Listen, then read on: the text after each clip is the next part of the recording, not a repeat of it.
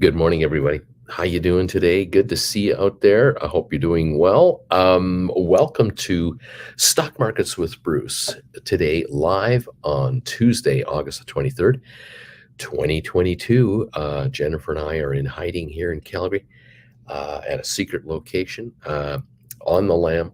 Nice to have you here. Lots to follow. As always, we try to explain what's going on in the markets in plain English for you and try to figure out what is what.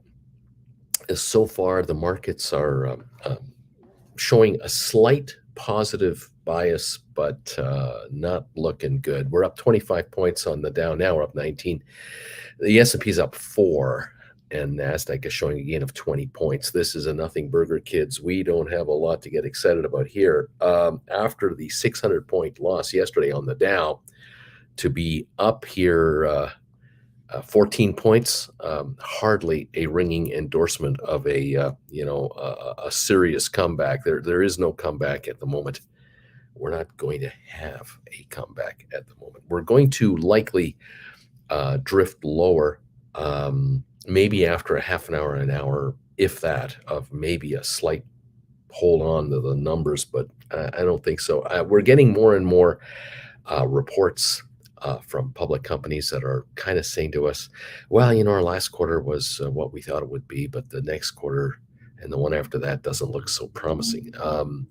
Retailers are in a real bind out there. A lot of retailers, a lot of big box retailers are sitting on the wrong inventory. And they're desperately trying to correct it. And what they're doing is putting product out for sale at serious discount prices to offload inventory they don't need for another year. As a matter of fact, they don't need it for 9 months. They needed it 6 months ago. It came late.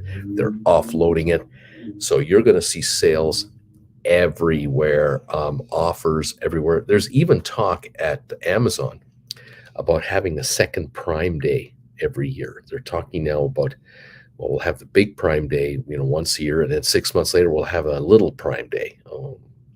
That's called sales, and that's called moving merch, and that is called trying to hang on to what you got, because that is not expanding your profits all that much. It's basically trying to steal market share from others to keep yourself in the game. I don't know if you know this, but I don't know if you remember this, but if you are of a certain age, like I am, you recall how at Sears or at Macy's or at J.C. Penney, these huge department store chains, they had a sale every week. There was always a sale every week. It was the white sale. I had no idea what a white sale was.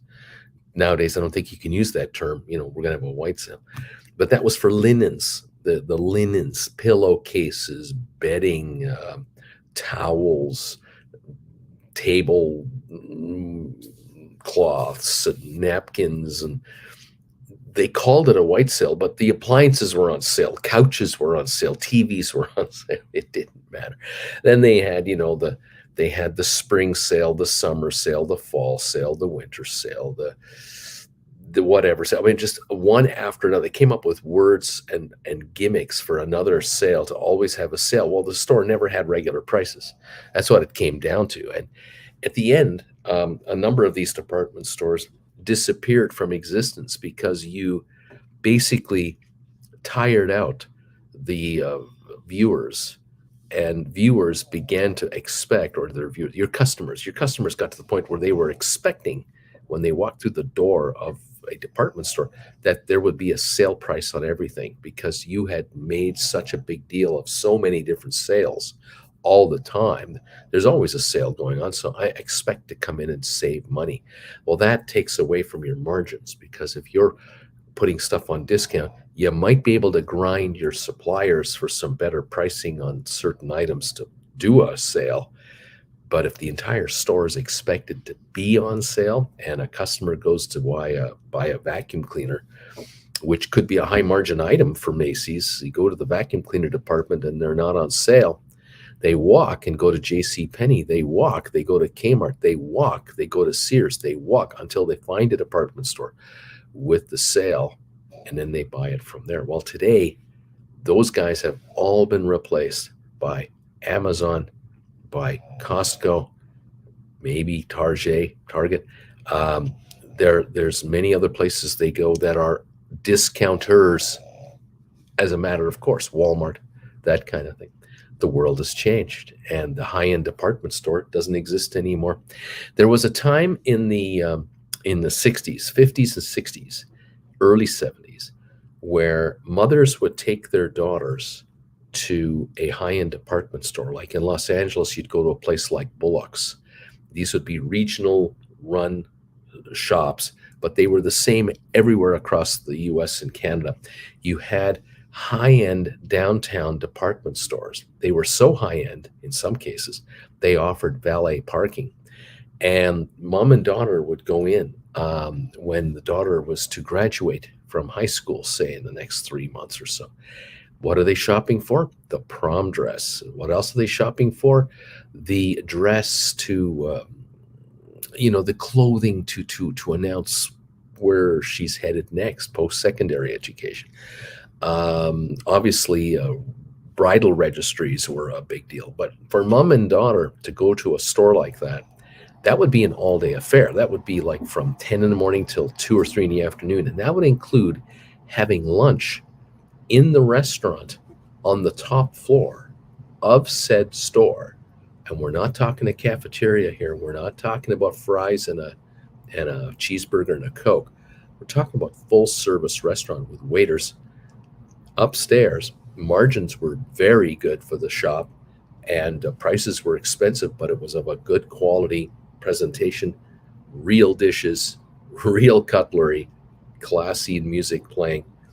Those days are, guess what? Gone. There's nothing like that. There's almost nothing like that left, except if you go to London, you go to Harrods. Yep, there's some nice restaurants in the Harrods store, and pricey along with the pricey goods, but you get the service. Um, this is now, there's a handful of stores left in the world you can go to like this. It used to be in every city in America of 200,000 people or more. You had a downtown high-end retailer. Those days are over, and things have changed. This morning, Macy's came out with their numbers, and they've confirmed what we all knew. We're hearing the same thing from other retailers. Yeah, we made our numbers last week or last month, last quarter, but going forward, we're not going to make it. Our numbers are lower. We're going to be discounting. We're going to be liquidating crap out. And the slow death spiral of some of these outfits continues despite all their attempts to not let it happen. It is still happening, unfortunately. Of course, downtown Los Angeles, downtown New York, downtown Cincinnati, downtown St. Louis, they're not the same anymore. The downtowns that we used to know in our larger areas are dead zones. Downtown Detroit, are you kidding me? Who's going to downtown Detroit ever for anything? Downtown Pittsburgh, downtown name your city, downtown Philadelphia, Baltimore, on and on it goes. These are war zones, and if you're down there, you're in the wrong place. Where do you park your car without it getting broken into? Um, you want to be away from gang shootings. You want to be away from perceived dangerous places, right? It's all over. It's just not the same anymore. It's all in the burbs, and the burbs aren't the same anymore because we now have dead shopping malls in burbs.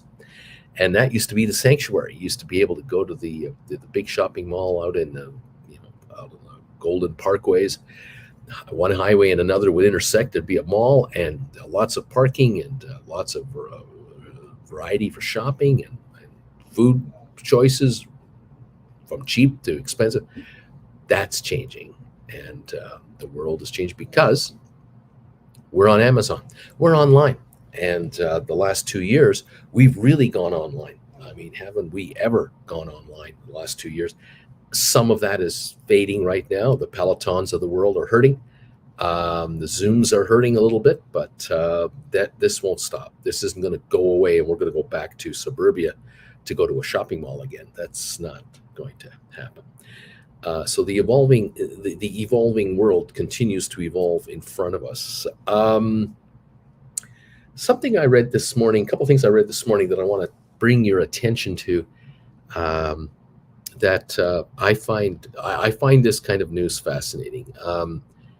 First of all, you are if you're an American, you're aware of the fact that about a month and a half ago, 2 months ago, Congress, Senate, the president enacted a new law, a bill to help the chip industry in the United States. This had been discussed for over a year. It took a long time to get this through Congress and Senate, but it got done, and it's a tens of billions of dollars of government dollars are available for chip manufacturers if you build plants in the USA and create jobs in the USA.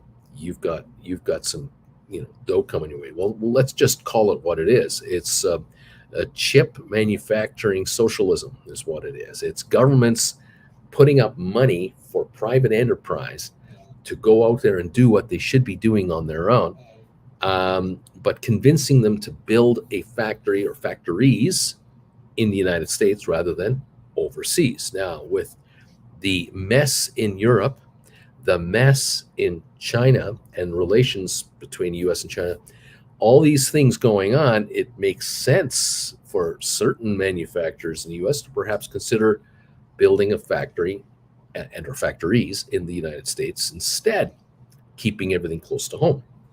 And if you're going to have factories outside of the United States for supplies, maybe it makes sense to build secondary plants in Mexico, because you've got the free trade agreement between the two countries, easy crossing of the border, no logistical issues to get product from Mexico to the U.S. and vice versa. Then there's Canada, of course, with its well-educated, hardworking population, and again, free trade. Way to go. Saw a story this morning in this whole chip thing. Intel. These guys are unloved by Wall Street. They're just unloved by Wall Street. The stock trades at 6-something times earnings, and they just can't catch a break from any analyst. Analysts find a reason to hate Intel all the time. Has been for like a decade. Okay, justifiably, unjustifiably, doesn't matter. In the meantime, Intel just makes money. They keep producing, they're adjusting, and they're surviving. And what they've done is they've made a deal for a series of new chip manufacturing plants in Arizona. Now, it's no secret that Intel has been looking to build out. They've got a plant going in Ohio. Now they're working with Arizona. They have likely pitted states against states to get Intel to open up in their state. Well, Arizona has a head start because there's Intel's already in Arizona, and it's a low tax state. And so Arizona didn't have to try very hard to convince Intel to build another set of manufacturing facilities in their state. They want to build a $30 billion series of factories, $30 billion of factories. And here's where these guys are brilliant. First of all, the United States government is putting up all kinds of cash, and Intel can get their hands on all kinds of subsidy money. The socialist Democrats and the socialist Republicans voted through this socialistic bill to help U.S. companies build in USA. And Intel knows how to get their fair share of that socialism money.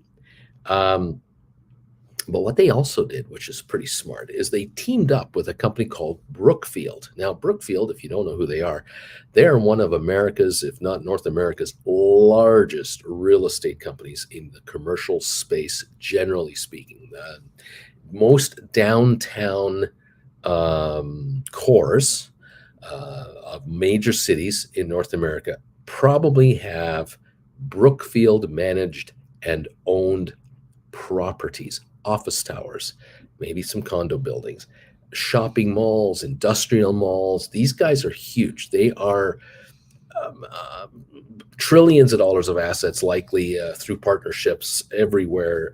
They put together very complicated and very sophisticated tax structure type investments that these guys have steered through Congress and the Senate over decades. Brookfield is likely one of the biggest welfare recipients of corporate cash from the American taxpayer, even Canadian taxpayers, in the of all of them. Like they are geniuses at property management and putting together limited partnership arrangements that have huge tax savings for investors. um, these guys suck money out of American taxpayers like you cannot believe.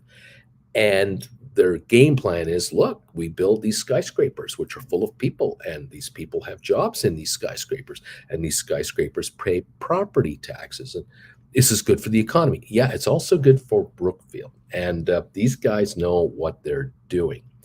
Again, corporate welfare in America is a huge, huge business, and it is what makes America really work, because the government wants jobs, they want development, and they're prepared to pay to get it. Some people call it investment in infrastructure, investment in the country. It's corporate welfare. Intel and Brookfield have teamed up.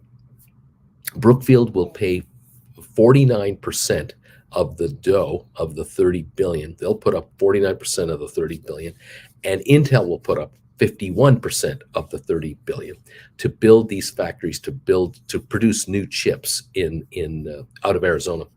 The United States government, of course, is going to fund a big chunk of Intel's portion of the show. And Brookfield will set up limited partnerships that will have massive tax breaks attached to it, so that American taxpayers will fund and compensate the backing of this $30 billion deal. At the end of the day, though, the good news is someone eventually will pay tax somewhere. It's not going to be Intel. They're not going to pay any tax. It's not Brookfield. They're not going to pay any tax. Whatever they pay is chump change. So the 30 billion is going to be invested by investors and the U.S. taxpayer. Where the U.S. taxpayer in Arizona gets money back into their treasuries on behalf of the Arizona people and the American people as a whole is once the employees are hired from all those tax deductions. And anyone making 100,000 a year, 150,000 a year, 80,000 a year, whatever they're getting over there, they're going to pay their fair share of state and federal income taxes. They're going to pay Social Security, and then when they spend money, when they get their check, they spend it. They pay state sales tax, and there's federal taxes built into certain entities. I mean, buy a gallon of gas, there's tax in that. It circulates in, but it'll all be concentrated in this area, and then the tax money will flow out from there. Way to go, Intel. Way to go, Brookfield. Way to go, Arizona. Way to go, America. Would you rather have these factories in Arizona, or would you rather have them be built in Guadalajara, Mexico? Or would you rather have them built in Brampton, Ontario, Canada? Or would you have them be built in Jakarta, Indonesia? Do you want them built in in a suburb just outside of Hong Kong or Shanghai? You tell me where you'd rather have it. Well, the American politicians and business people and others have decided we'll make it work in America. But in order to make it happen, we got to give away the farm up front. We got to put a social program together, a socialist program together to make this work. I can tell you right now, there's no politician that will call this socialism except opposition politicians that want seats. So if a Democratic congressman is elected, is now representing the area of Arizona we're talking about, the Republican will call this corporate socialism and try to get that guy out of office and then take the credit for bringing in all these jobs, because he didn't vote for that bill. The other guy voted for the bill. I am just making sure the jobs are here. Socialism is alive and well in the United States, and everybody wants to take credit for how great it is, but nobody wants to take credit for having instituted it. It's a funny little thing about how the world works. I want to talk about Apple. Read a story this morning about Apple I found fascinating, and I've talked to you folks about how this American company isn't an American company. It's headquartered in Cupertino. They have a $5 billion office complex there. It's beautiful. It's giant. Looks like a giant circle. Great products. No problem there. The problem is that virtually everything Apple makes and sells worldwide is produced in China. And Apple has figured out and has known secretly for years, but we figured out in the last year with problems between the US and China and the Taiwan problem and other issues, having your entire production facilities in China might prove to be problematic. Now, the good news for Apple is that they employ millions of people around the world, directly or indirectly. And in the case of making their products, they employ people indirectly.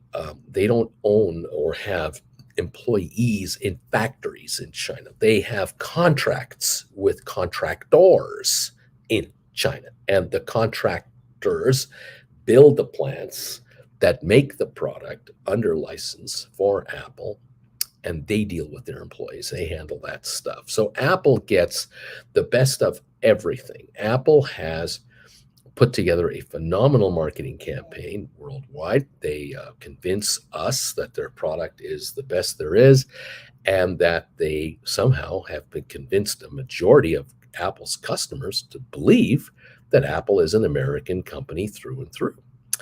While at the same time, they get the products made for them, for their business, in a country like China, and they end up paying on a volume basis to have these phones and iPads and computers produced by third parties, and they're paying pennies on the dollar to produce these items.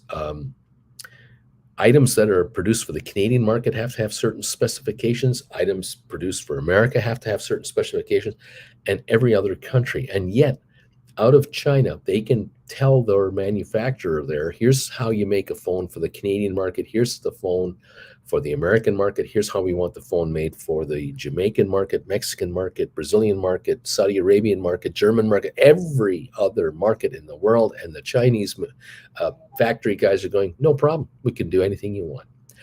Unthinkable logistics are implemented there for worldwide distribution. By the time the phone lands in the United States, Apple has paid maybe $80 to have it made, shipped, delivered, and then you get to buy it for $1,000 or $850, or you're on a 2-year plan with your provider, and you're paying full retail for an item that Apple is making a massive margin on. And this is why when we talk about Apple's earnings every quarter, we talk about the gross margins of the company being in the 30-40% mark. There is no other company with those kinds of sales that has these kinds of margins.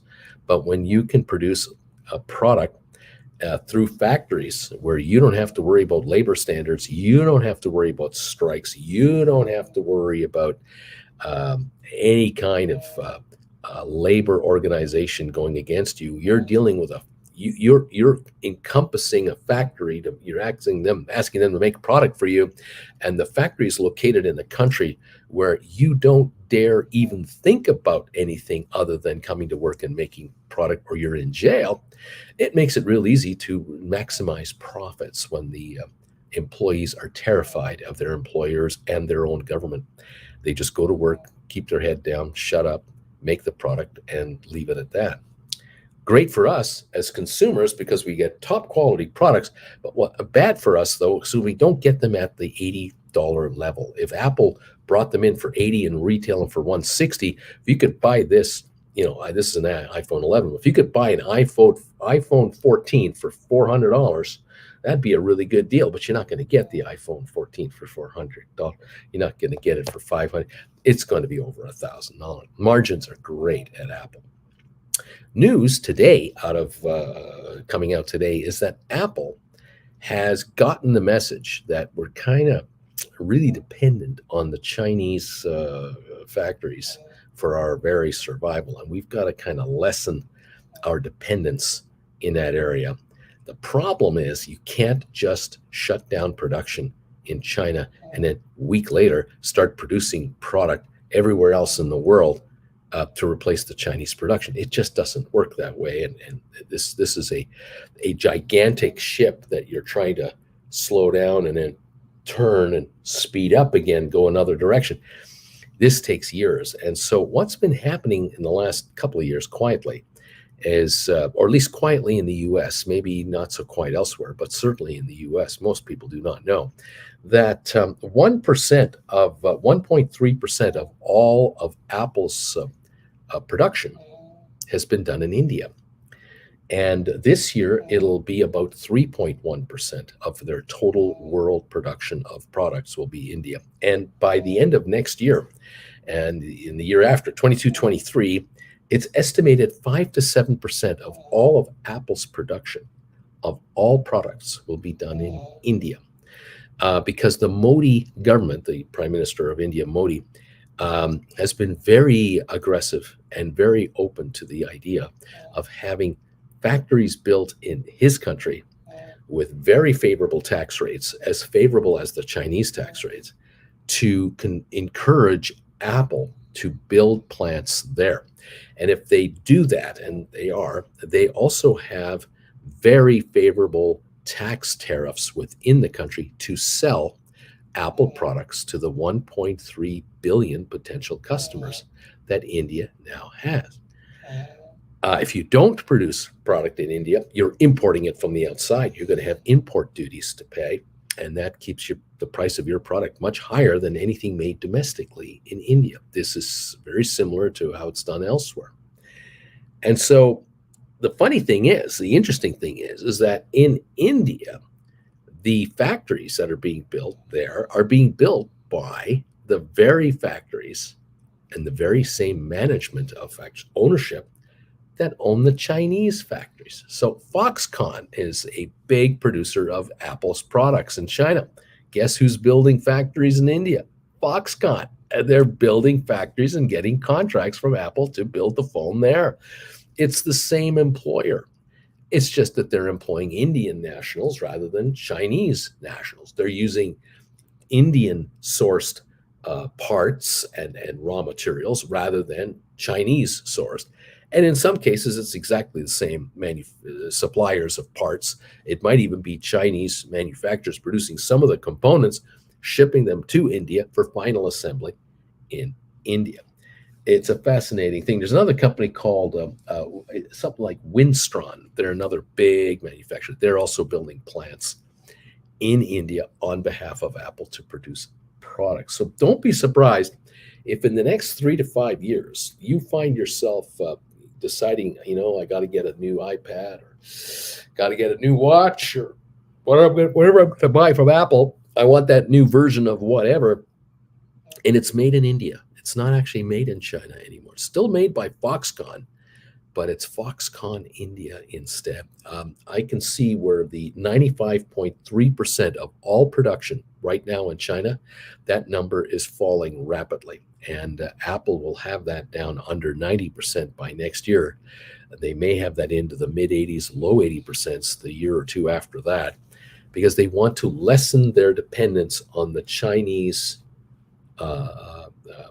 locations because of how dicey things are getting everywhere else. So here's a company that actually, Apple, is working at light speed to get product manufactured somewhere else other than China itself, mainland China.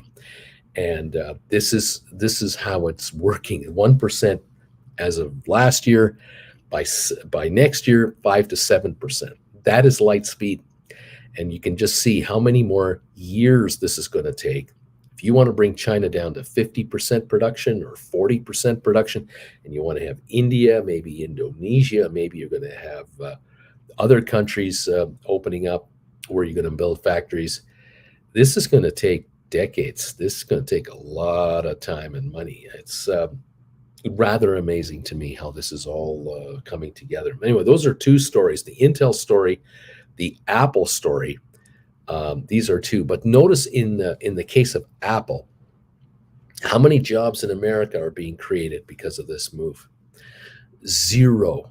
How many factories are being built in the United States? Zero. This chip bill, this so-called chip thing, and now this latest congressional bill that just passed, the what do they call it, that inflation fighter bill. I don't think anything in those two bills will build a single entity for Apple to have Apple create jobs in America. Not that I know of, anyway. If it did, it would be front page news everywhere, and there would be states competing against states to get the Apple factory to come to their town. Apple will not build iPhones in the United States of America. They are not going to give up these massive third world profit margins that they're enjoying off the backs of slaving employees to make these for our benefit. They are not going to give that up. And it's not happening at GM, Ford. It's not happening at Whirlpool. It's not going to happen at any of your favorite brand names in the US anytime soon. Us, you, me, we are seeing our standard of living drop in North America right now rapidly because of inflation, and without a doubt. And in order to try to maintain the best lifestyle we can, we shop around to find the best price for a vacuum cleaner, a microwave, a stove, a fridge, a phone, a car, you name it. And the companies that can get product made in the third world at high quality, again, under license, and then import that product to us at the best competitive price, they're the ones who will win. But don't think that Whirlpool will bring in a dishwasher that they can have built for $150 overseas and flog it to you and I for $200. If the going rate for that dishwasher is $599 or $699 or $899, and they're competing against this brand and this brand and this brand, Samsung and all the other brands that you know of, those guys try to get us to pay the highest price absolutely possible for their merchandise, even though they know that when we pay $800 for a dishwasher, they're paying $150 to have it made. They're the ones making the margins, and they're going to keep doing it until they can't do it anymore. And so we, the consumer, are the saps. We're the suckers. But unfortunately, we cannot order in a single dishwasher from a factory manufacturer in China to our home in Des Moines, Iowa, without import duties and all kinds of expenses to bring it in. And then who do you warranty it with? You're stuck paying the price that you're stuck paying, and that is the high margin price that these very sharp entrepreneurs have put together. And they're not foreigners; they're Americans. It's America screwing America. It's Canadians screwing Canadians. We are so good at this, and we have our political friends in high places to keep competitors out or make it very difficult for other competitors to come in. And there are some really sharp American corporations who have set up what we would call assembly centers on American soil, Canadian soil, and so on, where all the components are imported from overseas, and they're brought into a central location for final assembly and shipping. And the key here is that the product that ultimately leaves that door, the final assembled product, is a made in America product as far as the taxman is concerned, as far as the Congress and Senate is concerned. They've done a great job by preserving American jobs. The reality, though, is 1/10 of the jobs needed to make that product are American jobs. The other 90% are in Guatemala, Honduras, Mexico, Indonesia, Vietnam, India, Pakistan, Myanmar, maybe not so much Myanmar, perhaps Malaysia, and other countries that are much closer to the third world than we will ever be. And so we are buying a refrigerator with the ice maker and the water maker and all the adjustable shelving, but take a good look at where that thing is made.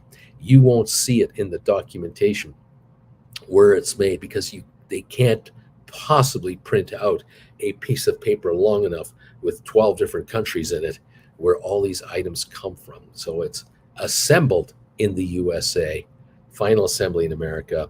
Congratulations, you're dealing with an American company with American warranty. But guess what happens when it breaks down? They just replace the part. So whatever part breaks down, they replace with another part made in Malaysia or wherever it was made and insert it. So there's an American man or woman fixing your refrigerator, but everything produced to do the repair is offshore. And that's the modern world in which we live. And there you have it. It continues to evolve in that direction. Amazing. Welcome all of you to the rant, the show, and everything else. I used to remember in the 60s when my dad had a music store.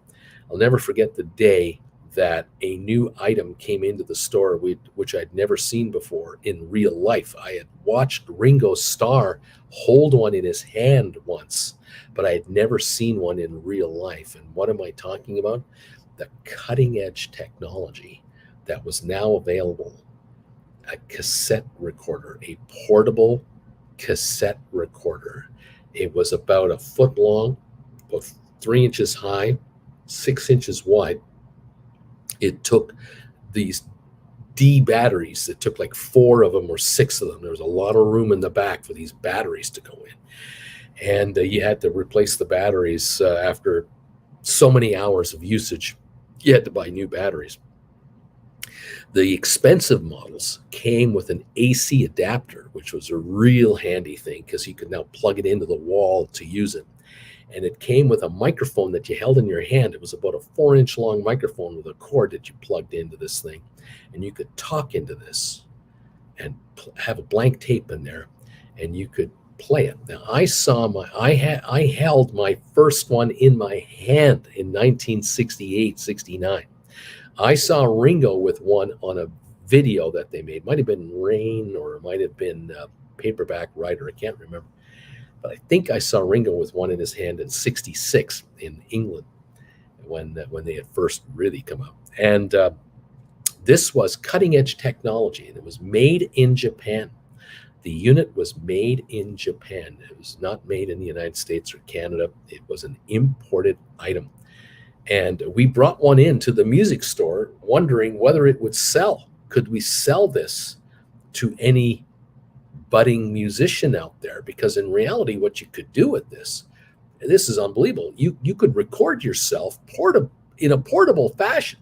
So if you were a musician that was playing bars, and this weekend you're in this town, the next weekend you're in that town, and the next weekend that town, and then you want to practice and you're writing a song on your own in the hotel somewhere, you had a portable recording unit that you could set up in front of your guitar and your voice. It even had a neck thing, like a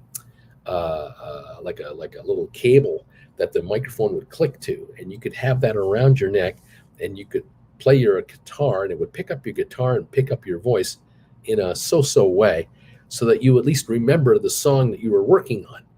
And you had a tape that was good for 30 minutes on each side that you could flip over, and you had 1 hour of recording time, and you could record over it, which is also the unbelievable thing. You could just, this first 30 minutes is no good, just record over it and do it again. You could reuse the tape several times. Unbelievable technology, a world changing. I think it took 3 months before we sold the first one because our customers didn't know what to make of it. They thought of it as a novelty item. They thought, well, this is a novel little thing, portable voice recorder. We all knew what tape recorders were. We knew about the big reel-to-reel machines. We didn't carry those in our music store. That was for stereo shops where you bought record players and televisions in giant cabinets that looked like furniture. Yeah, you'd buy those at audio type places. But for musicians, this was really something where you could, tape. It didn't record you, like there were no photos. It was just a tape recorder. It was just voice only, audio only. But I have to admit, it's the first time I had ever heard my father's voice, my voice, and the other guys in the music store heard their voices on an electronic device. And when I listened to the recording of my father's voice, it was exactly like he sounded to me. But then I heard my voice and I had no idea that I sounded like that. Little did I know that someday I would be recorded all the time. I had no idea that that someday would come down the pipe. But things have changed. Those units, I'm not sure if you can even buy a portable recording unit like that anymore. A cassette player. Does anything like that even exist? I know in a garage sale you can buy them because eventually tens of millions of them came out. But of course, they were all replaced eventually with Walkmans and that kind of product. They got many more smaller and smaller and smaller. But I don't think there's any outfit that makes anything like that. Of course, now if you want to record yourself, you just record yourself on this. It's all digital. Unbelievable. As a matter of fact, the other day I was at it was on the weekend. My daughter and a bunch of friends got together, and they did a backyard concert called Fake Fest, and it's now he's finished their third year of Fake Fest, and they had 25 performers in front of about 100 people in the one in my daughter's boyfriend's backyard. They set up a stage. They rented a soundboard, lighting, and it's all free. It was all so everything was donated by various parties, and it was just a great hangout. Unbelievable. And I don't know if there's anything I can show you because the problem is copyright law. I can only show you imagery. I cannot let you listen to it because, of course, someone performs a song by a group and all hell breaks loose on YouTube about rights and all that kind of crap. But it was pretty cool. It was a really cool event, and it was a lot of fun had by all. Um, and maybe one of these days I'll put a little video together. I'll show it to you, but I don't want to infringe on anyone's rights. It's amazing how careful you have to be now when you're out in public or you're in a private situation.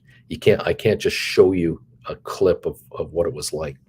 But this backyard gig had technology that was being used and equipment that was being used. That was unheard of in the 60s to even be done in a professional setting. I mean, there might have been, of course, the top-notch recording material equipment that was used by EMI and Apple Records and Capitol and Decca Records and all these, the Sun recording studios.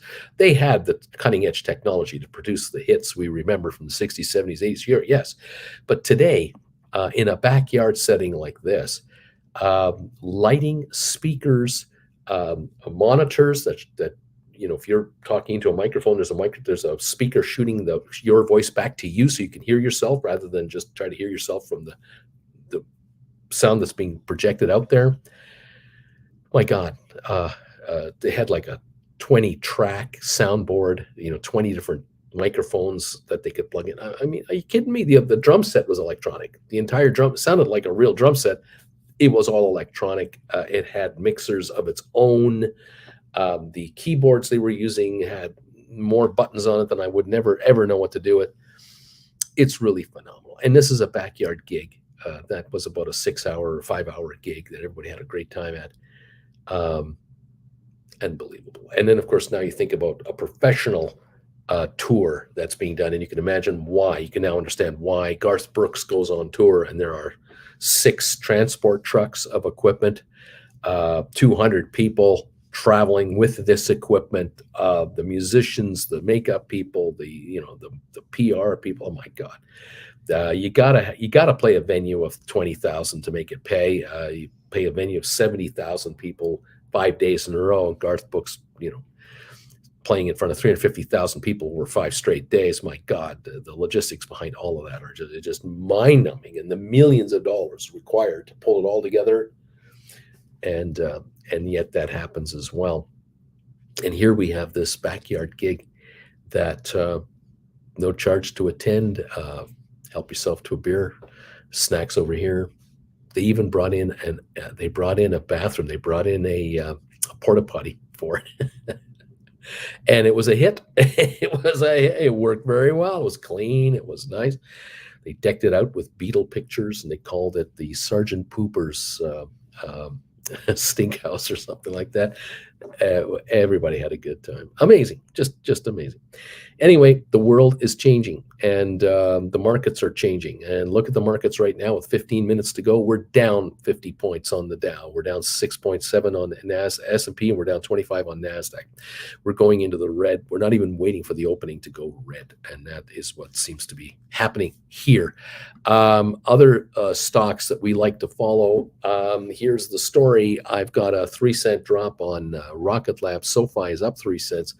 GameStop holding a 56-cent gain at 35.06.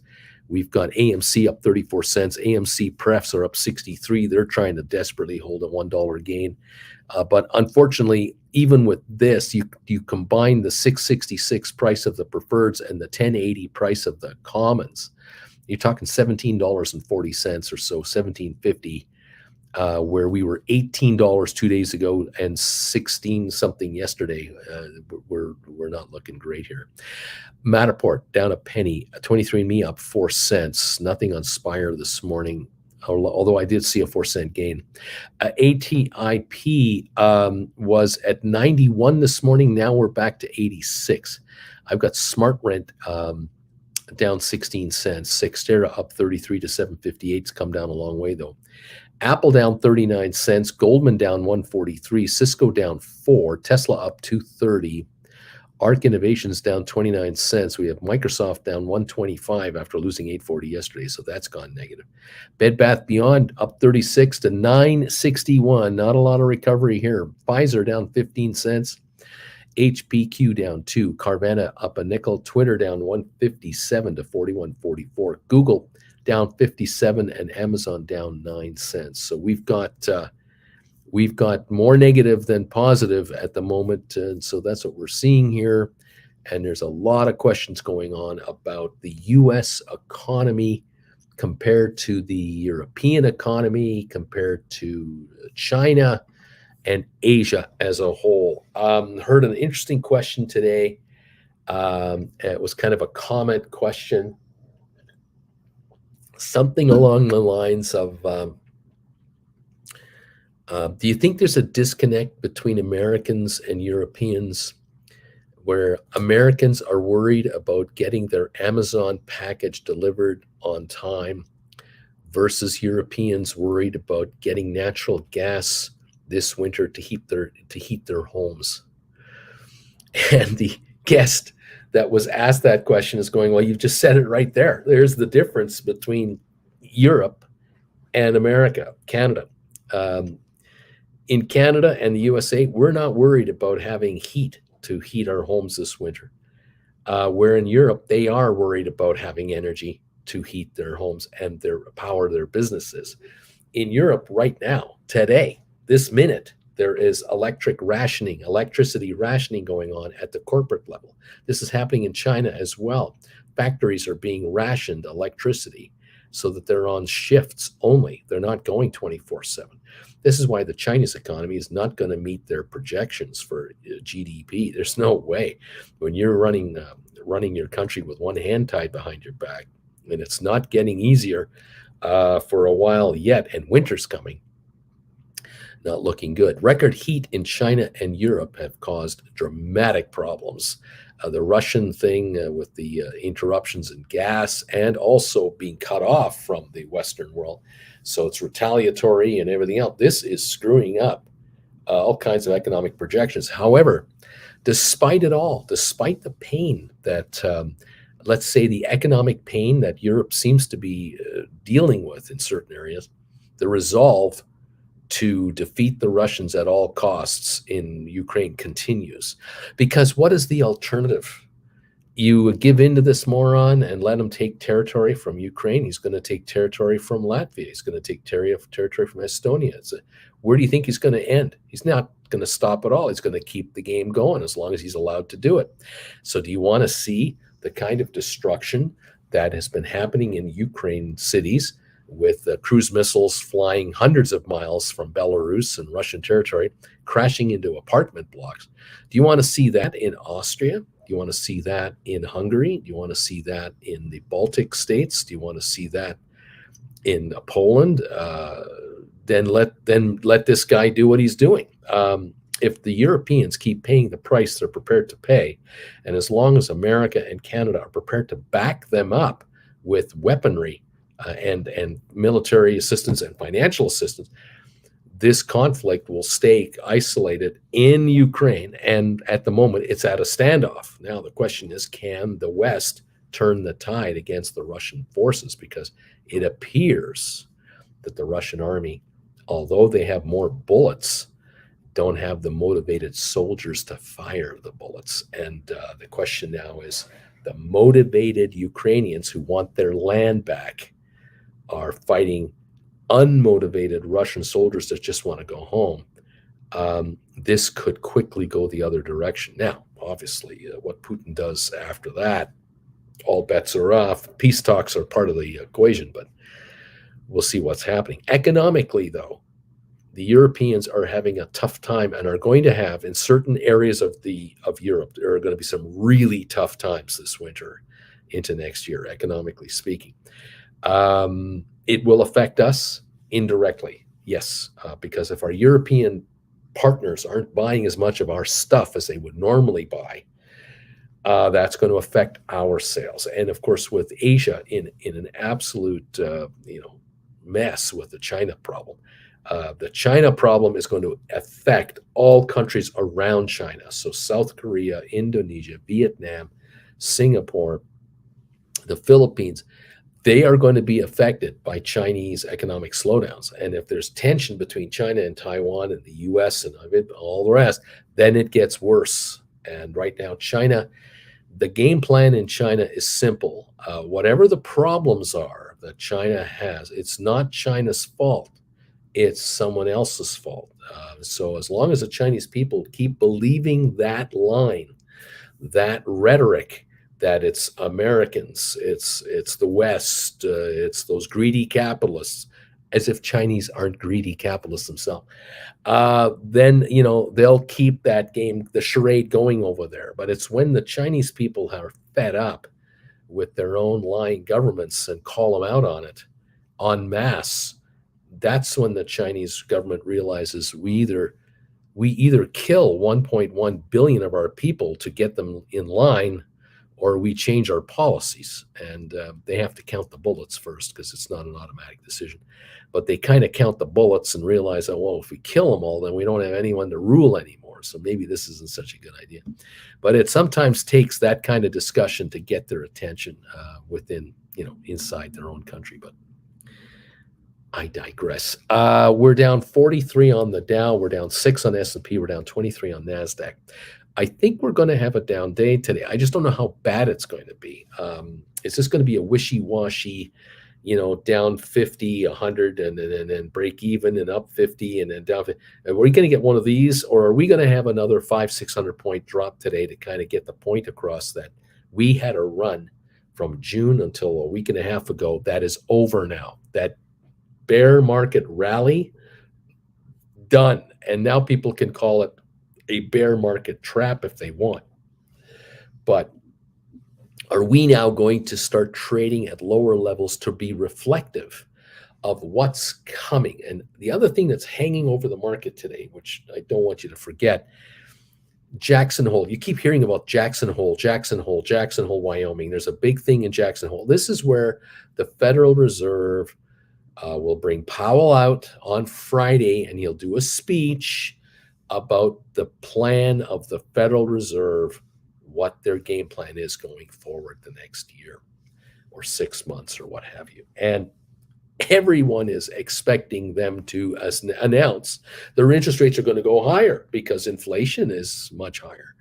And they're going to tackle inflation because the Federal Reserve believes that with the low job rate right now, jobless rates are record lows, 50 years record lows. Many people are employed. Many people can get jobs. There's not enough people to fill them. Until we have unemployment problems, we're going to keep raising rates. The experts are saying we can go to 3.5%, and that's not going to kill the US economy. But over 3.5%, it's going to start to really affect more of the economy than less of the economy. And that's what we have to be wary of. The other thing is, how long will rates be elevated? Is it just going to be a 3 month, 6 month thing, or is it going to be a year or two or three? Because if inflation does not break down quickly and it lingers longer, then the rates have to stay higher longer or go even higher than thought and stay higher longer. One bit of news I'll mention. I mentioned this last night on the afternoon show, but I didn't mention it in the morning show. American Airlines and its pilots are going to go into negotiations for a new 3-year contract. They always have 3-year contracts, apparently.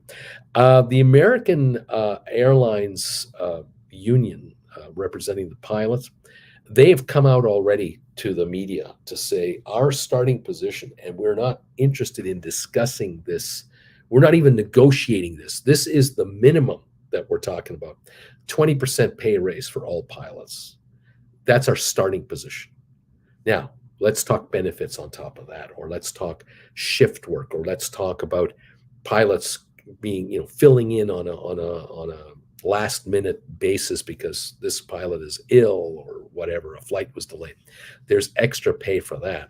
A typical American Airlines pilot, if you're a pilot for American Airlines and you fly a narrow body aircraft like a 737, your typical pay is $267,000 a year, 80 hours of flying time per month, about 20 hours a week. Keep in mind, though, that for every hour you fly, you're likely spending a half an hour prep time before and or after the flight. You have to get to the airport. You got to get home from the airport. Likely you're staying overnight sometimes in various cities because you're flying an 8-hour destination. You got to stay overnight and then you fly back the next day. So these pilots are putting in their 40 hours a week like we are, just in a different way, 20 hours actually flying, the rest elsewhere. I'm not a fan. I'm not like defending them, but I'm also not attacking them. I'm sure they are putting in their hours like the rest of us put in our hours. But a narrow body pilot, 267. If you're flying a wide body jet like a 777 or a 787, 329,000 a year is the average payout rate for these guys, and they want 20% more over 3 years. So it could be 8%, then 6 and 6, or it could be 7 and 7 and 6. However they negotiate it. The airline has indicated 16%. Over 3 years. So that's like, 6, 5 and 5, they're not that far apart, actually, funny enough. But the stunning thing is the 20% number. The press will be all over that number, 20% pay raise for pilots. And then they'll, deep in the story mention it, it's over 3 years. So it's like 6, 7% a year, where inflation this year is 8. They're losing. That's the funny thing, is that the pilots are losing in the first year of this deal. It's the second and third year is where they could be gaining if inflation does back off to say 5, 6% in the second year and 3, 4% in the third year. That's when the pilots would be gaining. But in the first year, they're losing. And if the inflation rate in the UK is going to be 18 to 19% in the first few months of the year, the US rate could well be 10 to 12. Well, these pilots are definitely losing on this one. And this brings me back to you guys who are here watching me every day. How are you doing with your pay raises? Are your employers that you're working for throwing any kind of bone your way, or are you having to ask for a raise? I mean, if your employer isn't even coming to you with an offer, they're just waiting for you to come to them because they don't want to discuss it. You're already behind the 8 ball because now you have to demand more money and now, possibly fight for it. Those of you who've been offered raises, or you've been told what your raise is going to be. You don't get asked.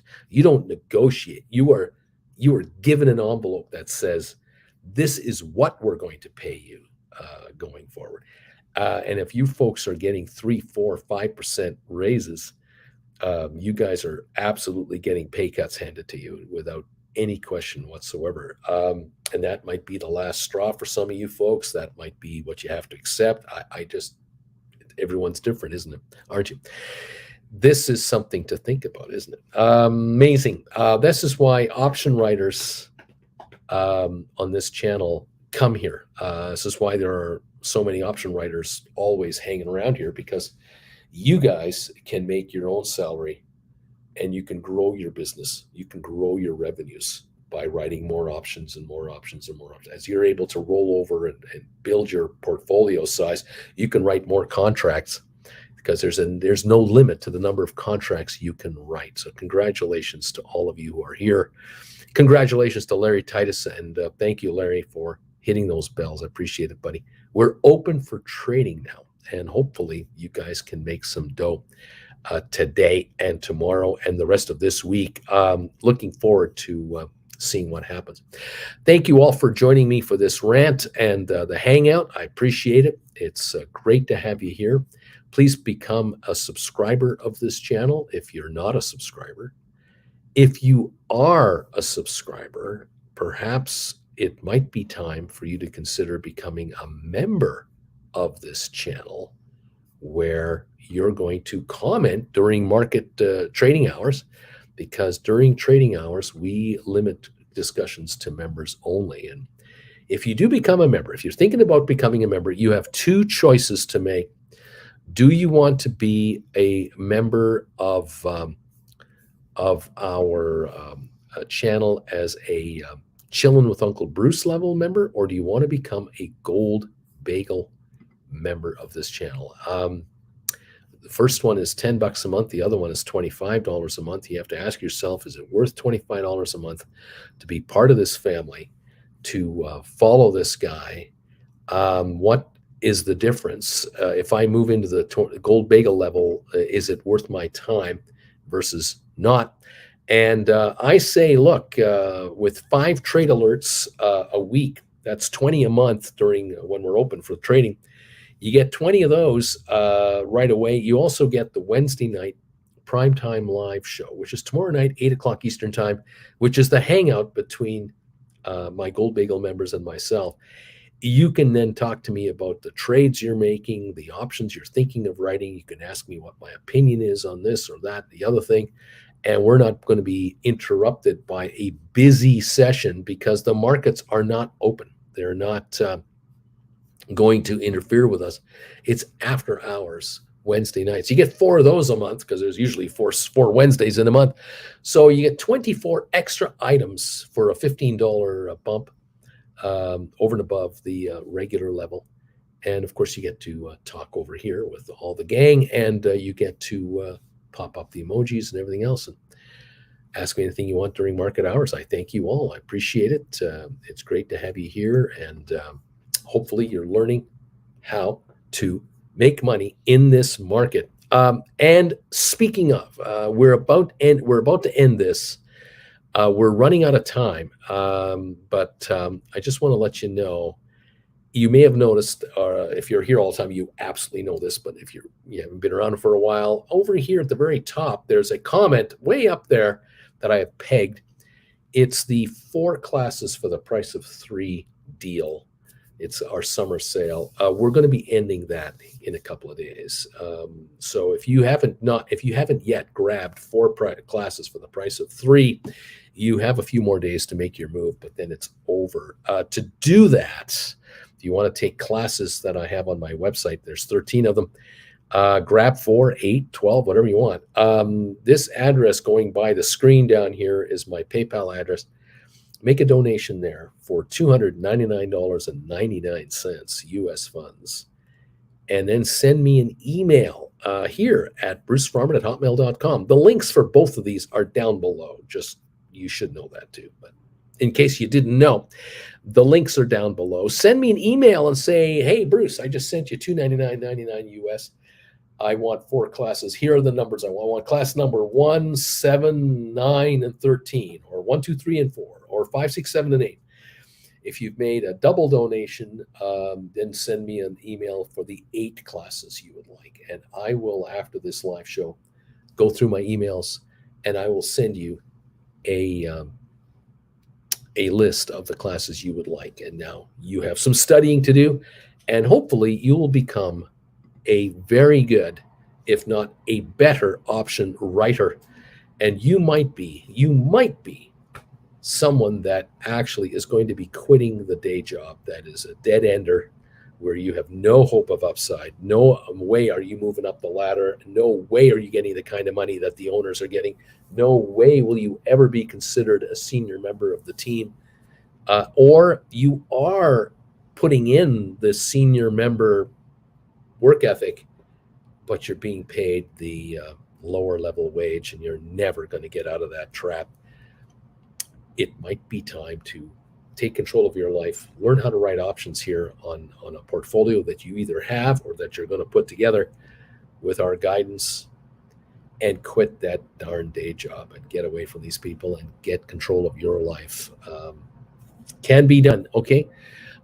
Nick is saying to Uncle Bruce, hey, I just made $1,500 shorting Cisco at 47.68, 10,000 shares, covering it just now for 47.57. Somewhere there. Not bad for holding the stock overnight. Way to go, buddy. Making some dough here. Karen is thumbs up number 154, or Corinne, and Lame Duck is number 160. Thank you. Nick, Uncle Bruce, just give me some time, will you please? I'm waiting for the Foot Locker to come down to 33 so I can buy all of your classes. Right on, sir. You just keep me posted. We'll get you looked after there. I know you want them all. Uncle Bruce, I have 2 covered calls written for September. The company's doing a reverse split, and I'm going to have less than 20 shares in total after. Does anything happen to the calls since I'll have under 100 now? That's a good question, because the calls are going to split as well. So you're going to have 1/5 of a call, and I don't know how this works. I have not been through something like this. This is such an unusual thing, and I don't know how that's going to play itself out. I honestly do not know. And I don't know where to send you for advice other than your broker, and they probably won't know either. I really don't know what's going on. They're going to do the reverse split before the contracts end. Yeah, I have no idea. Do they just liquidate you out? Do they? I don't know how this works. I'm unable to even come up with a plan on how this is going to happen. I don't know if anyone has ever had anything happen like that to their account before. This will be this is going to be something for the books. I'm hopeful that you're going to be fairly treated, but I have no idea. No idea how this is going to go. I don't know. All right. Susan Shops About says, I wrote my first covered call yesterday, laughing out loud. Yikes. I used my 100 shares of ME for $3.26 a share. I wrote a $2.50 strike that expires March the 20 in 2024. I received $155. It's deep in the money. I'm wondering why it hasn't been exercised. Well, there's a fair question. And here's your answer, Susan. You have probably noticed when you're looking at the option chain for any stock like Matterport or anything else, that you can find options that trade all the time, whether they're in the money, at the money, or out of the money. You can look at something as senior as Apple, or something as junior as ME, and everything in between. I mean, there are options on all kinds of stocks, and they're trading all the time, and they trade for this Friday, next Friday, the Friday after that. They expire a month from now. They expire 3 months from now. They expire in 2024. All the expiry dates. We're talking about thousands of options, tens of thousands maybe, when it's all said and done. And you will find that options that are in the money trade, which means that just because an option is in the money doesn't mean it's going to get automatically exercised. There is no guarantee. During the life of a contract, during the time that the contract is active, there's no guarantee you will be exercised or not exercised. Some people don't want to get exercised, some people do. I can tell you this, there is a time where you will definitely be exercised. And that time is on the last day of your contract life, the Friday the contract dies, in your case, January in 2024.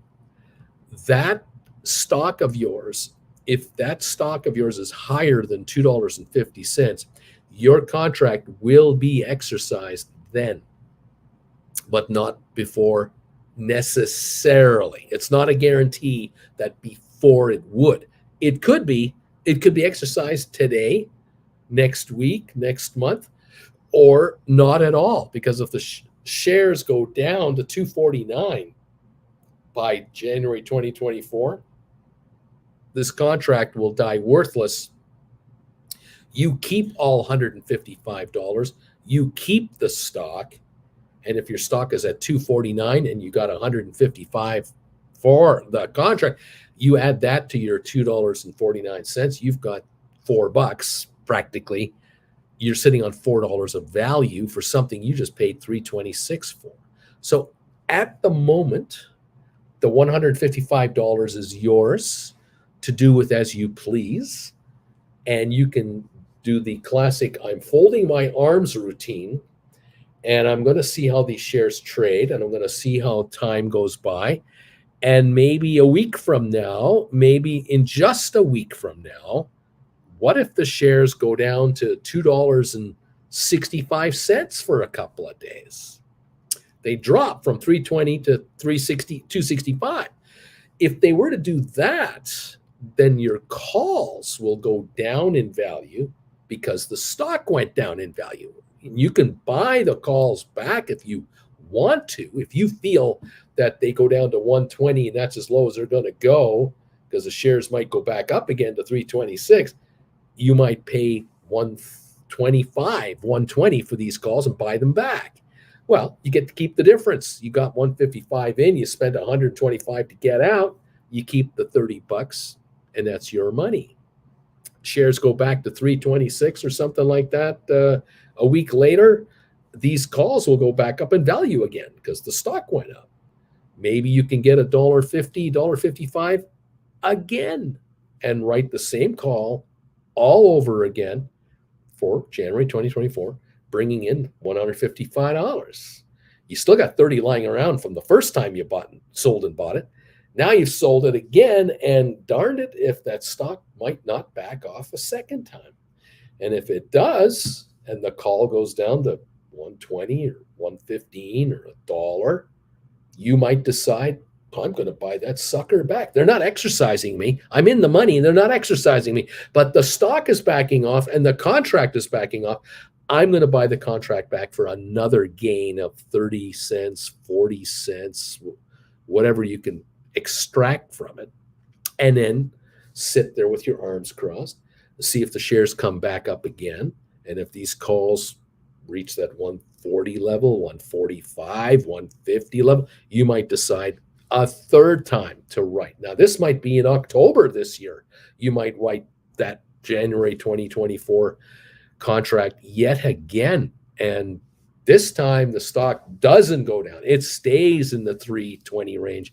It actually goes to 360, and your contract goes up to 160 in value because the stock's gone up and the contract is going up a little bit. But a month later, the stock is still just at 355, 360. It hasn't gone any further. You may find that your option drops a nickel or a dime and just kind of goes up. You're still not doing anything. By January of 2023, if the stock is at 350 a share, this contract might only be $1.25 because it only has a year left to go. It's lost 4 months of its lifetime. The closer we get to expiry, the cheaper it'll get if the stock stays where it is. It's in the money. The stock's in the money. But, at 350, it's only $1 in the money, and it might only have a 120 value to it. We don't know. We'll find out when we get there, obviously. If the shares do drop to 225 have a bad month and when they go down to 225, you're out of the money. And you got 8 months left to go until expiry next year. You may find that these calls go down to 80 cents. You might find they go down to 60 cents. You might decide to buy them back at 60 and say, I'm done with this contract. I've flipped it a couple of times and I made 30 cents and I made 40 cents and I made 80 cents. Thank you. May I have another? I'm going to now write a different contract entirely on ME going forward. And that might be a 2025 contract expiring in January. Might be a 250 at that point in time. You'll decide when you get there. Okay. But tonight, you might get a notification from your broker. You got exercised. There's $250 in your account for your shares. There's $155 in your account for the contract. That's yours now. You now have $395 or $405 in your account cash for that $326 purchase. Congratulations, you've made $69 profit in a couple of days. That's a pretty good percentage return on your money. Can you imagine if you had 100 of these? You had 10,000 shares and you wrote 100 contracts for $1.55 a pop. You brought in $15,500 and you got taken out for 25 grand plus the 15. You got $40,000 for a $32,000, $600 investment. Not bad, from 32,600 to 40,500. Pretty good in a couple of days. It could happen. Will it? No, I don't think it will, but it could. All contracts can be exercised at any time for whatever reason. If it's in the money, you may find that somebody wants to exercise their contract, but that's not a guarantee. Okay. I hope that helped you. I really do. Okay. Anyway, there you go. Thank you all for being here, asking questions. You can ask me questions, and I'll do the best I can to answer them if it's possible. Anyway, there you go. I had to edit my message 20 times. YouTube wouldn't allow me to send. You must have said something, Alberta. What did you say? I don't know. Beach Boy, you like the term moolah, didn't you? Don't you, buddy? I'll start using dinero. Options Nomads. I'm number 166 on the thumbs up meter. Thank you, everybody. Beach Boy says, no problem using whatever term you want as long as it flows our way. We're good. We're good. Call it whatever you want. Let's roll. Let's see what happens and see how things go. Thank you, everybody, for being here. Appreciate you all for popping by. I see 171 thumbs up. Alberto says, I've been a member now for 18 months. I've been gold for 13 months. Gray haters can kiss it. Thank you, Alberto, for sending us that message of how long you've been a member now. Any of you can do this if you like. Zed Estate, I've been a member for 9 months. Gold Bagel, Bagel member, having a blast and being educated. Thank you, Zed Estate, for sending me that message. I don't see these messages on my on the page that I normally look at when I respond to your comments. I only see these messages on the YouTube page where my channel is being broadcast, and I am obviously delayed. I'm delayed by about 8 seconds or something, 7-second delay. And these comments only show on the chat there. They don't show on my chat where I use my StreamYard service where I can see myself live, reacting live. Anyway, thank you all of you for how long you've been members of this channel. I really appreciate it. We've noticed in the last 2 weeks, 3 weeks, we are growing our membership numbers. They're beginning to go the other direction. We've been on a slow slump that turned around about 3-4 weeks ago, and now we're coming on a little bit. So every time a newbie comes in here, another person joins the channel, it's a big deal because I after the show I go running over to the membership numbers and see how we're doing, and I thank you all very much. We know that when we came out with the membership program, March of 2021, it kicked in very quickly, and a lot of people became members very quickly. But we found that within 3 months, we started losing folks who kind of realized it's not for them after all, or they were more into they were looking for the mother of all short squeeze channels rather than a guy who's telling you that you can quit your day job and replace your salary with this salary, making money writing options, and it just wasn't for them. Makes complete sense, total sense. But now we have begun to turn again, and I'm excited. Oh man, we're pumped up, and we are seeing so many of you reacting to how you're doing. When I ask you how you doing on your contracts, and you let us know, sold these for this price, bought them back at that price, sold them at this price, they're now trading down here. We're, you're jazzed up, I'm jazzed up, and the channel is growing again. And I'm really excited for all of you about all this. Alberto, Nick, reverse that. We are writers and we make dinero. It's taken me 2 years to get as comfortable as I am now. I went from conservative writing to aggressive. Patience was the hardest thing. Bama Babe, Uncle Bruce, what do you think about the whistleblower that came out on Twitter? Oh yeah, thank you. I heard that something about the Twitter issues, right? I haven't read a detailed story on this because I was really active this morning following up on what I've been ranting about. But I found the headline intriguing. I'm curious to see how this kind of falls out going forward. Should be interesting. I believe the Twitter shares were down this morning, weren't they? To start the session, that they were under pressure, perhaps because of this article. I don't know. Down 174. Here we are. Oh, wait a minute. Let me update. Hang on. I'm looking at an old quote. Let me just get this refreshed. There it goes. Yeah, we're down 147 right now to 41.54. Fascinating. Yeah, absolutely, absolutely fascinating. Look at these stats coming out here. This is 5-6 minutes ago while I was answering some questions. S&P Services PMI drops to 44.1 in August from 47.3. Isn't that the producer manufacturing index, something like that?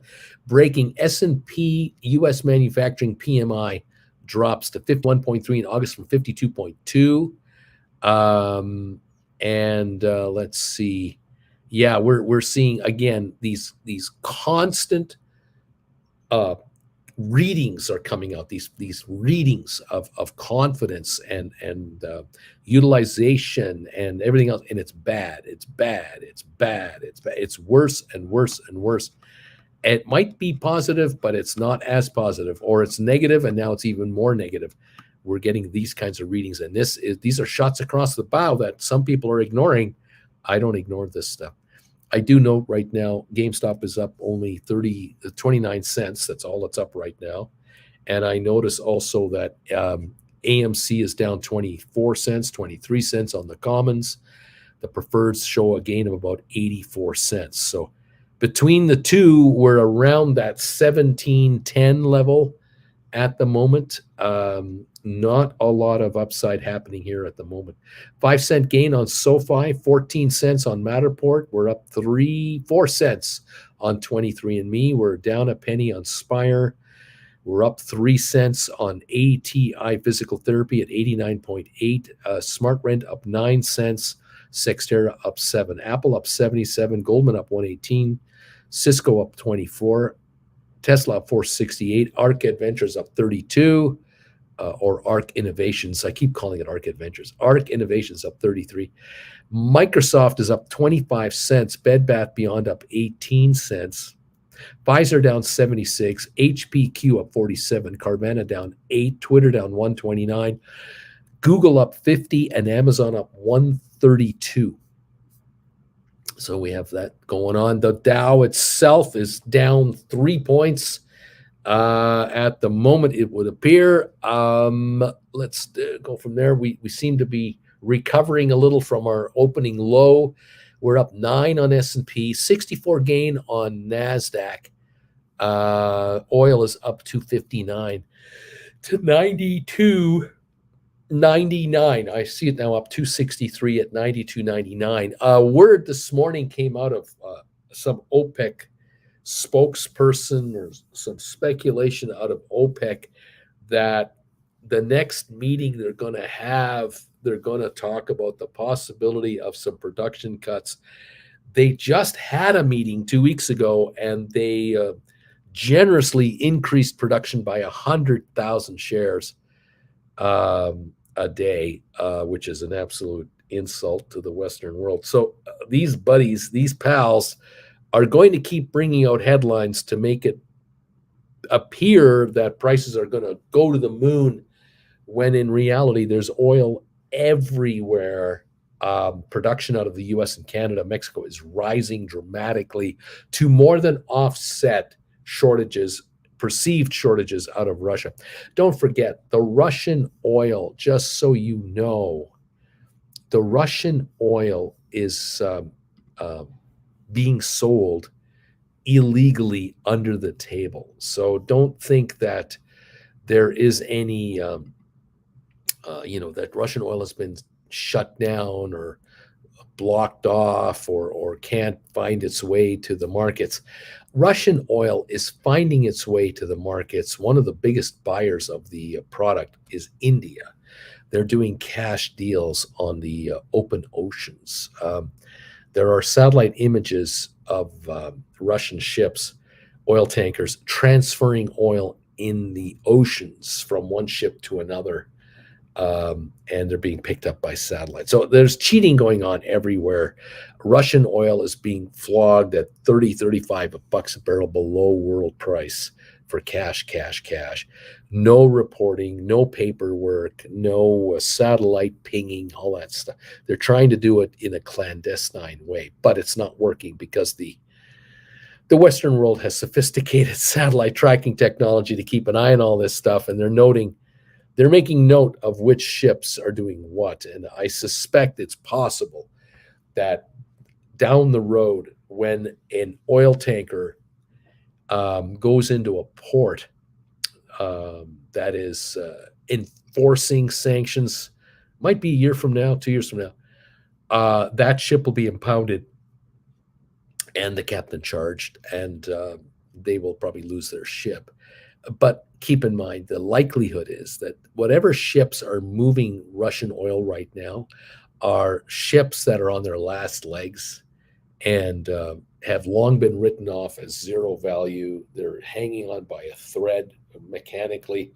And all these guys are doing is they are just like rum runners from the 1920s and 30s. They are illegally picking up oil from point A, moving it to point B, getting paid in cash, going back to point A, picking up another illegal shipment of oil, and flogging it to the highest bidder for cash, cash, cash. And that's how the Russians are trying to bring cash in from their oil sales that way.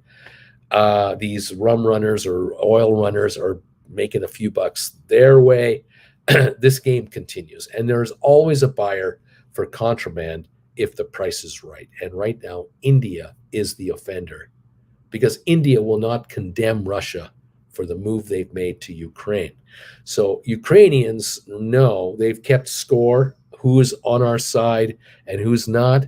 India is not on our side right now. And it's unfortunate, but that is the reality here of what's really going on. There are other countries also not joining up with the West. China, of course, many others. Ukraine, America, Canada, the UK, Germany, we're all keeping score. Don't worry. There will come a day where a price will be paid by those who choose to do this instead of that. Just saying, it's a diplomatic thing. Nothing in your face, but the message will be brought out. Okay. Nick is saying, "Hey, Uncle Bruce, I still have AMC APE, a $25 put for September 16. Is it time to take my profit on that?" Yes. Get out. Take your money. Move on. You've done. All of you who have puts, get out. It's over. You've done it. Is there a little more room? Maybe. Is there room for a rally of $3, $4? Yes. Is there a $4 or $5 drop coming? I don't think so. I don't think so.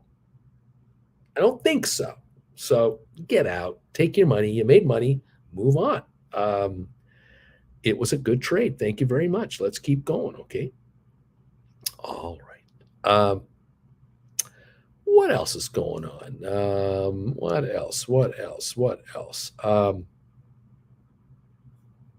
How is it that I have a $17.50 put for September the 2nd on AMC, and they're only worth 238? Because your put contract now includes one share of the common plus one share of the preferred. That is what your put is on now, because this preferred was a dividend payout.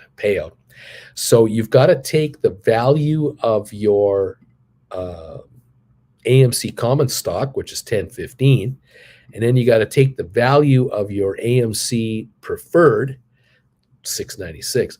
So it's like $7 and 10.15 or so. Add them up, and it's 17.15. So the value of the entity is 17.15. You have a $17.50 put, which is 35 cents in the money with $2 premium on it. Sell now. Sell it now. Get out. That's my advice there. Okay. Thank you, everybody. Appreciate you all being here. What's going on? Let's go. ME started its first drug trial June 1st. Is that right? Phase 1 takes several months. It has been several months, so we should be getting close to an announcement. Phase 2 usually takes several months to 2 years. Deuce caboose, assuming their data speeds up the process, which they stated it would, then we could see phase 1 soon and phase 2 by August of 2023. They have multiple drugs in phase 1. So ME has got a lot going on behind the scenes here. Deuce caboose. I'm interested to see if their data speeds up the process. They said it could take a drug to the public in half the time because of the data. We shall see. If they could produce it, it would be huge. And so there's some real potential here for ME. The question is, what day? What week? What month? We're waiting. We'll see. 34.40 on GameStop. We're down a dime on the day now. We are red on GameStop. The low of the day today on GameStop, $34.16. The high, $34.99. We have not made any moves today of any significance. 34.28 right now on GameStop. 34.21, 34.20, down 30. 4 cents away from the low of the day right now on GameStop. AMC is down 41 on its common stock. It's up 78 on its preferred stock. Combined, these two are now trading at $16.92. So about 58 cents in the money for the 1750 contract. Get out. Take your money. Let's go. Let's see. What else is going on?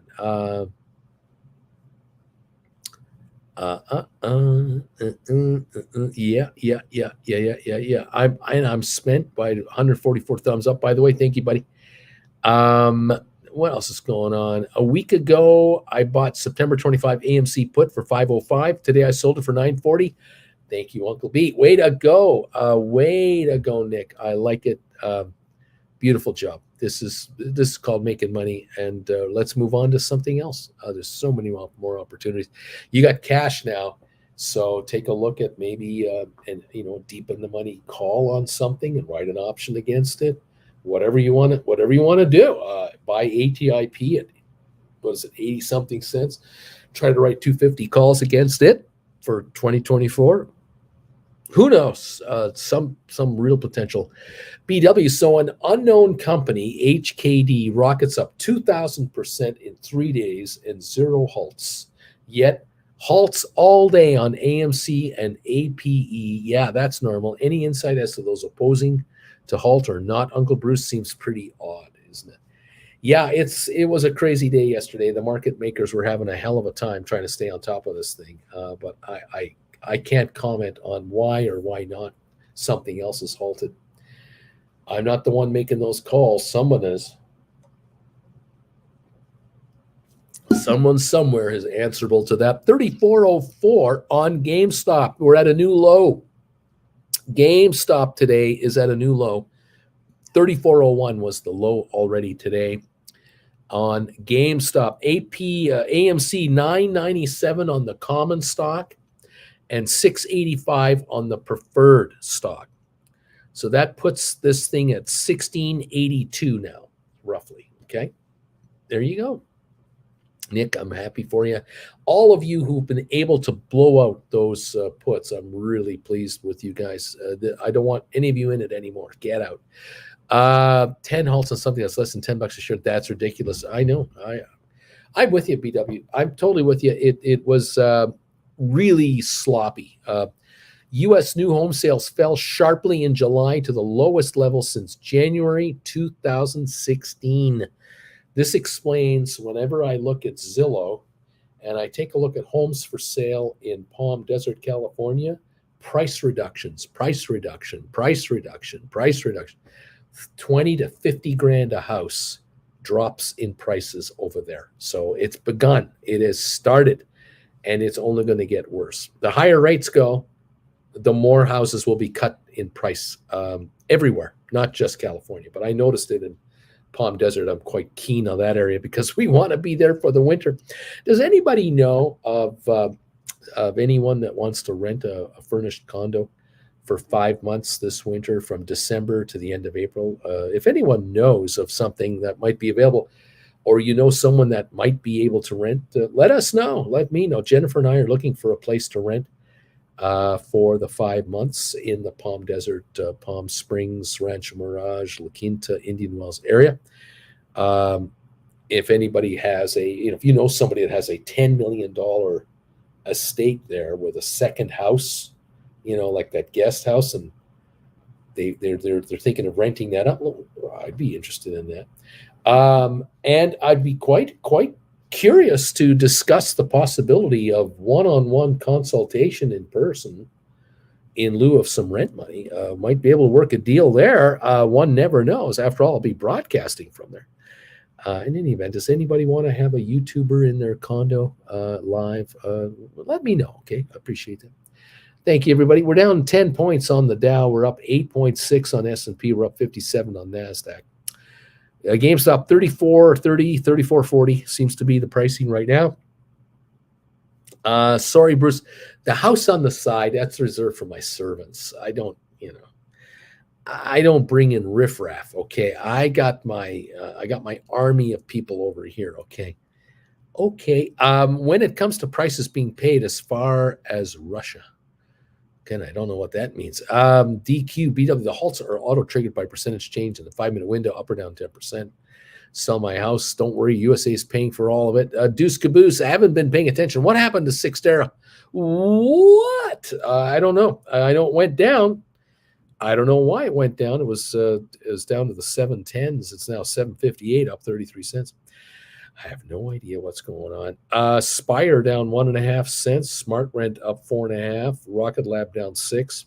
ATIP up 2.7 cents. Matterport up 7. ME up 6.5. SoFi up 1. Whew. GameStop 34.37 down 13 cents. Not a bad day, but it was lower by about 30 cents a few minutes ago. APE 718. AMC 1017. Little dead cat rally, maybe. I don't know. DQ, Uncle Bruce, what if there's only room for Jen? Like, what are we going to do then? Like, do you want Jen to come down and you stay up in Calgary by yourself? Is that a trick question? Michael, plenty of room under the big bridge, though. Nick, I have 3 beds in one room. I'll gladly give it to you for free if you just teach me all about the option strategies. Thank you. Appreciate that, Nick. I don't really want to hang out in Blythe, California. That's not quite where I was looking to. That's not quite Palm Desert, California, with a golf course view and a jacuzzi and all that. I appreciate the offer, though, and it's always good to know I have a place to hang out. I appreciate that. And Alberto, Michael, I will start the burn barrel and bring the ganja. 34.41 on the GameStop, down 9 cents. So SoFi up 2. AMC 1016 down 30. Ape 718 up 118 right now. So looks like we got a 1736 combined market on the AMC thing right now. That seems to be what's going on. Nick, it is just 95 miles away. I got a nice swimming pool, I appreciate that. I thank you. I thank you very much. BWDQ, those may be the rules, but they weren't followed with HKD or Megley or GTs the other day with no 10% rule. Not same rules for CC covered calls. What do you got? Yeah, I don't know. I don't know. Nazareth, Uncle Bruce, I have a pantry that I could clean out if you don't mind staying in the kitchen. It might get loud, but it should smell nice. There's some nice spices in there. It should be all right. Thank you. Jim, I've got a cabin up in Ely, Montana, or is that Minnesota? It's further south than Calgary, but still basically Canada. Yeah, no, thanks, but no. No thanks.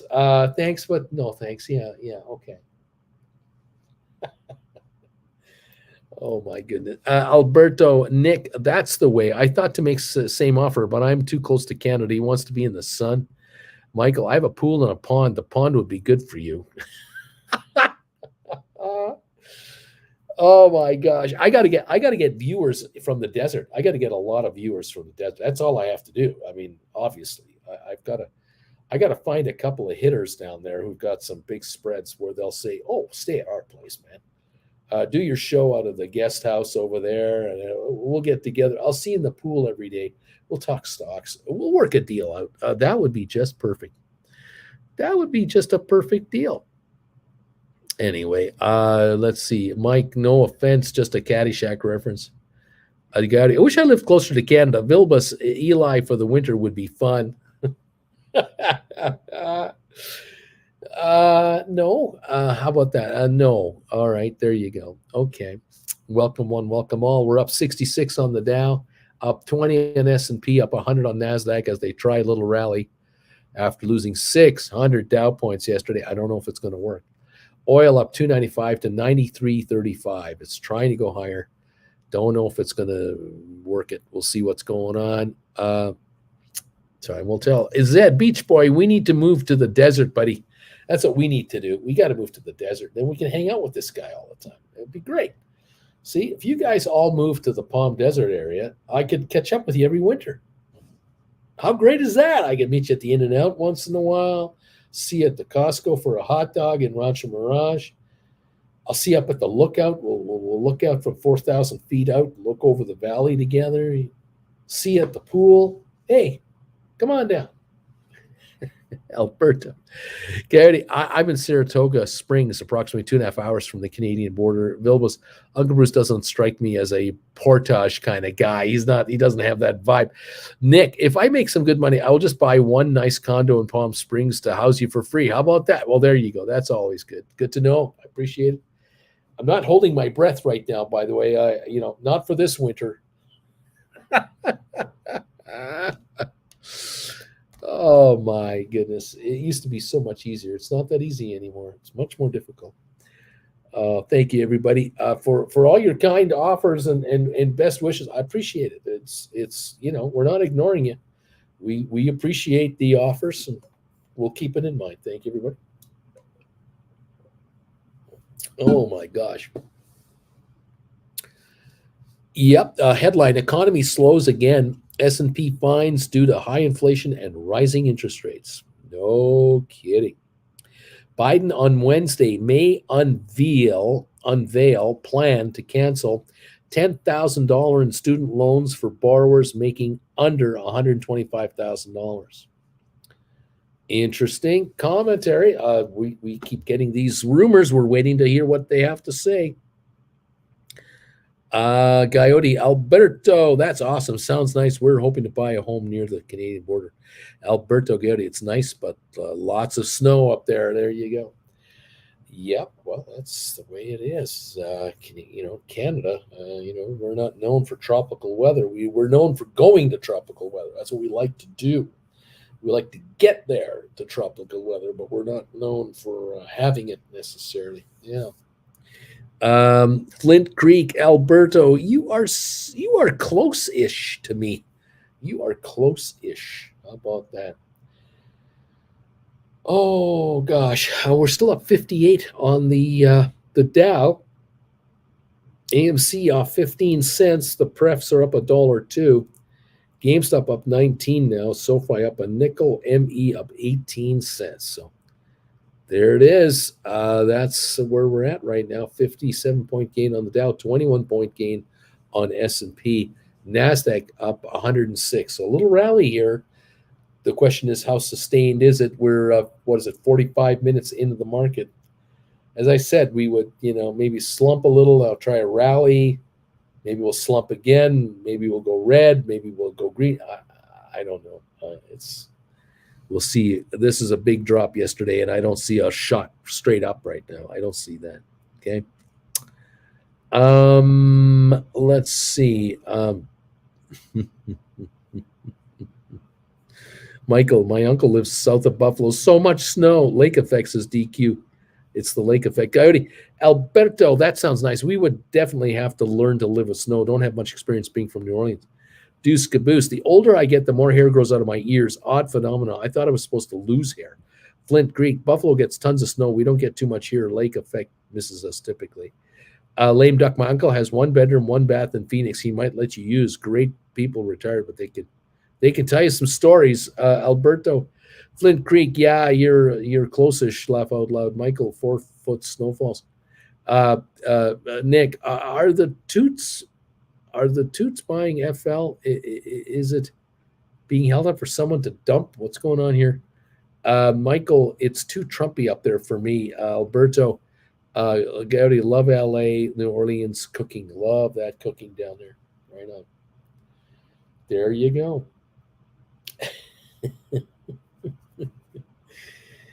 Oh my gosh. I hope you guys are doing all right out there.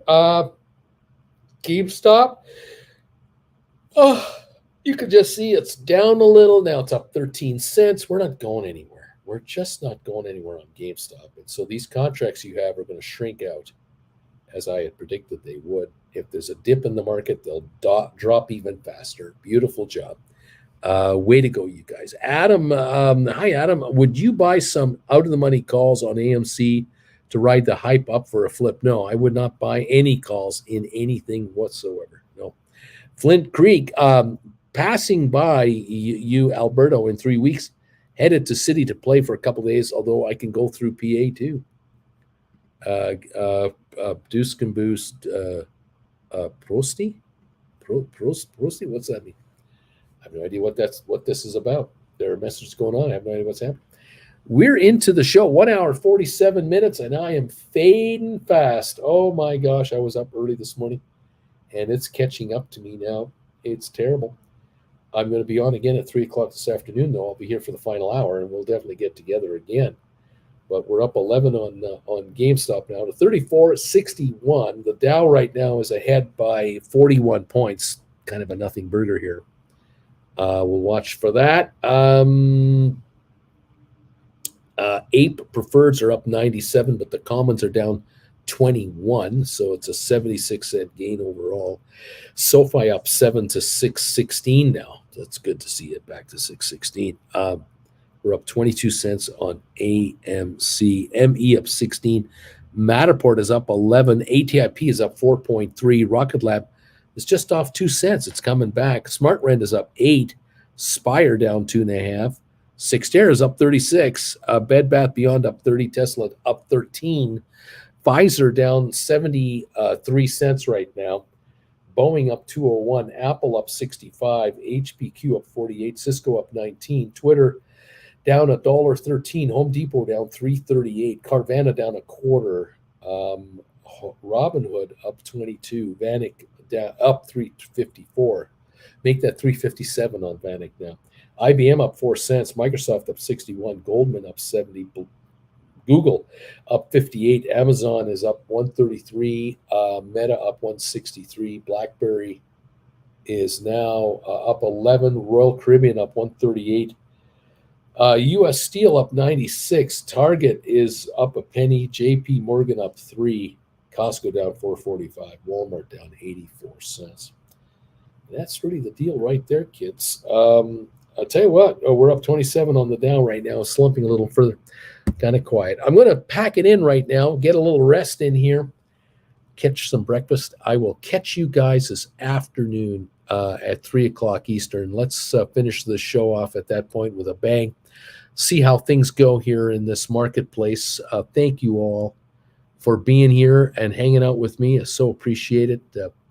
Make money writing these contracts, kids. They're just handing it to you on a silver platter, by all means.